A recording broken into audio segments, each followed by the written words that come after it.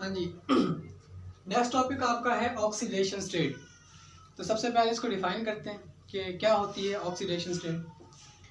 Oxidation state of an atom in a compound is the charge which it would carry in the compound.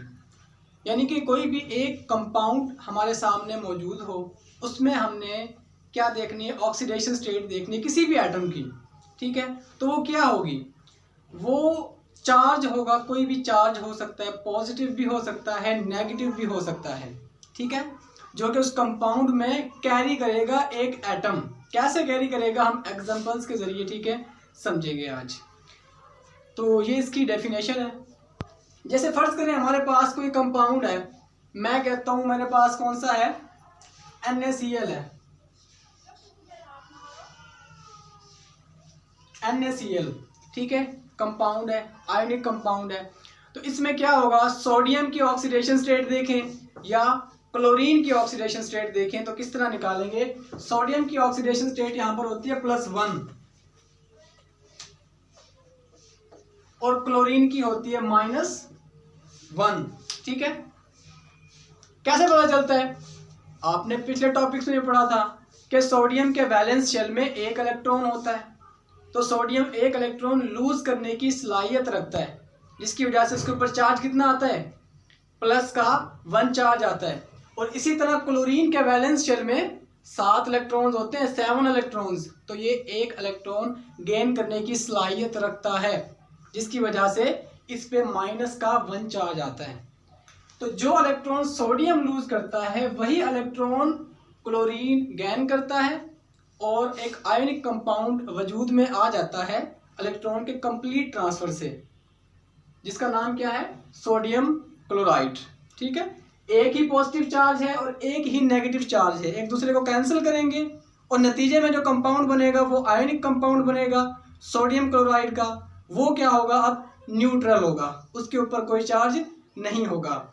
लेकिन उसमें sodium और chlorine की oxidation states हम निकाल सकते हैं। क्लोरीन की ऑक्सीडेशन स्टेट कितनी होगी, -1 और सोडियम की कितनी होगी, +1 होगी। ठीक है ना, ये तो डेफिनेशन इसकी कवर हो गई। उसके बाद अगर हम देखते हैं आयनिक कंपाउंड्स में, तो एग्जांपल मैंने आयनिक कंपाउंड की ही दी है कि आयनिक कंपाउंड में क्या होता है, it is the number of electrons gained और लॉस्ट बाय एन एटम। ठीक है, वो क्या होती है, ऑक्सीडेशन स्टेट होती है। यहाँ पर आपने यही देखा था ना कि सोडियम ने क्या किया था, लूज किया था एक इलेक्ट्रॉन, जिसकी वजह से उसकी ऑक्सीडेशन स्टेट +1। क्लोरीन ने हासिल किया था, गेन किया था, तो जिसकी वजह से उसकी ऑक्सीडेशन स्टेट -1 हो गई। तो आयनिक कंपाउंड में हम ऑक्सीडेशन स्टेट्स को कुछ इस तरह से देखते हैं। अगर मैं बात करता हूँ कोवलेंट कंपाउंड्स में, कोवलेंट कंपाउंड्स में ऑक्सीडेशन स्टेट क्या होती है कि it is decided on the basis of electronegativity differences. Electronegativity differences के तौर पर हम देखते हैं, ठीक है, कि हमारे पास जो 2 एलिमेंट अटैच हैं एक कंपाउंड में, उसमें इलेक्ट्रोनेगेटिविटीज का फर्क हमने देखना इसमें। ठीक है, जैसे अब यहाँ पर क्या है, यहाँ पर हमारे पास SnCl4 है, SnCl4।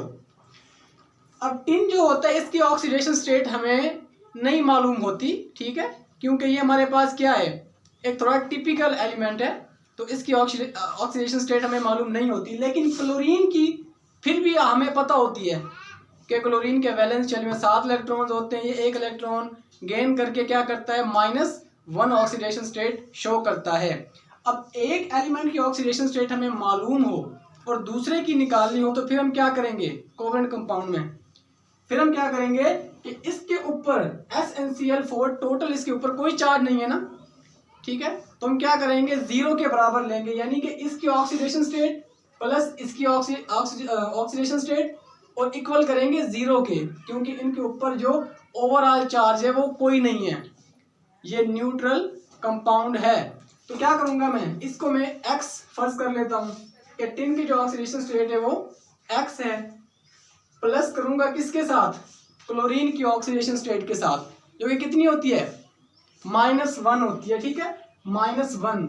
लेकिन यहाँ पर क्लोरीन के कितने एटम्स हैं, 4 एटम्स है, तो मल्टीप्लाई कर दूंगा मैं उसको 4 से, आगे क्या कुछ नहीं है, इज इक्वल टू 0, क्योंकि इसके ऊपर जो ओवरऑल नेट चार्ज है वो 0 है। तो इस तरह से मैं क्या कर सकता हूँ, टिन की ऑक्सीडेशन स्टेट निकाल सकता हूँ। कैसे निकलेगी, अब x हो जाएगा, इसको मल्टीप्लाई करेंगे -4 इज इक्वल टू 0, तो x इज इक्वल टू क्या हो जाएगा, प्लस का 4। तो यहाँ पर टिन की ऑक्सीडेशन स्टेट क्या निकल आई है, +4 निकल आई है। ठीक है ना। कोवलेंट कंपाउंड्स में हम इस तरह से ऑक्सीडेशन स्टेट्स को निकाल लेते हैं। अब हम जरा देखते हैं पीरियोडिक टेबल में कि इनमें ग्रुप्स में या पीरियड्स में कैसे ऑक्सीडेशन स्टेट्स हम चेक करते हैं एलिमेंट्स की। तो अगर मैं बात करता हूँ ग्रुप्स की, तो जनरली क्या होता है कि ग्रुप नंबर जो दिया होता है एलिमेंट्स को, वही ऑक्सीडेशन स्टेट शो करते हैं सारे के सारे एलिमेंट्स। यानी कि अगर मैं ग्रुप नंबर 1 की बात करूंगा तो ग्रुप नंबर 1 में जितने भी एलिमेंट्स होंगे वो +1 ऑक्सीडेशन स्टेट शो करेंगे। तो ग्रुप 2 वाले कितनी शो करेंगे, +2, 3 वाले +3। ठीक है, इस तरह से यानी कि 4 वाला भी 4 ऑक्सीडेशन स्टेट शो करेगा।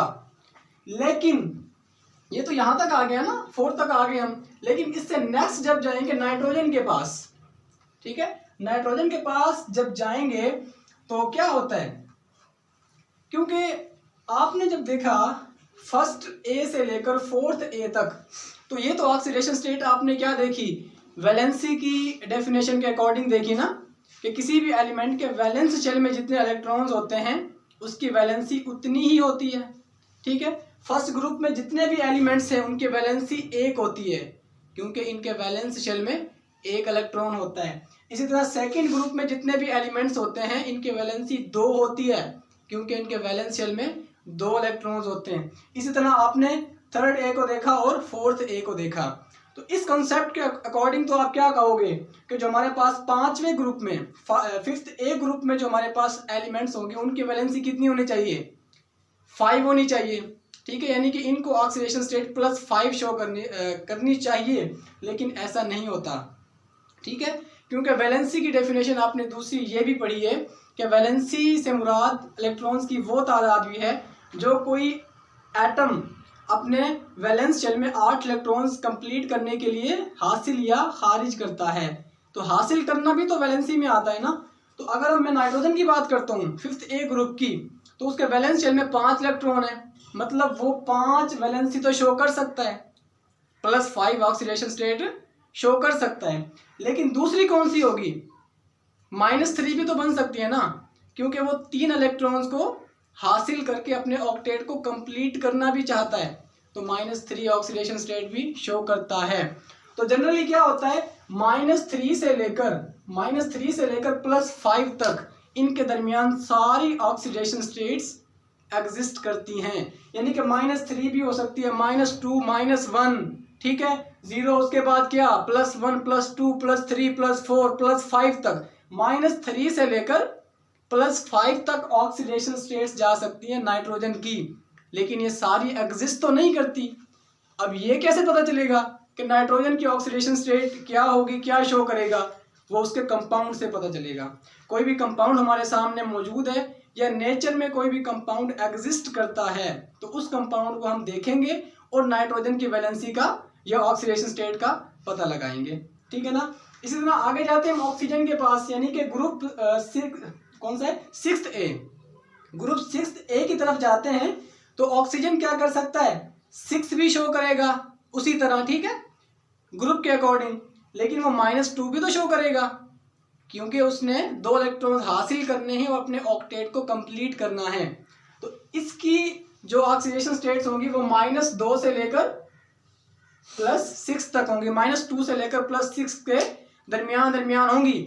लेकिन ज्यादातर क्या होता है, नाइट्रोजन +3 ऑक्सीडेशन स्टेट शो करता है और +5 भी करता है, और ऑक्सीजन ज्यादा कंपाउंड्स में -2 ऑक्सीडेशन स्टेट शो करता है, +6 नहीं करता। ठीक है, कभी कभी कर भी देता है, लेकिन ज्यादातर क्या करता है, -2 शो करता है। इसी तरह अगर मैं फ्लोरीन की बात करता हूँ तो ये +7 बहुत ही कम शो करता है, लेकिन -1 शो करता है ये।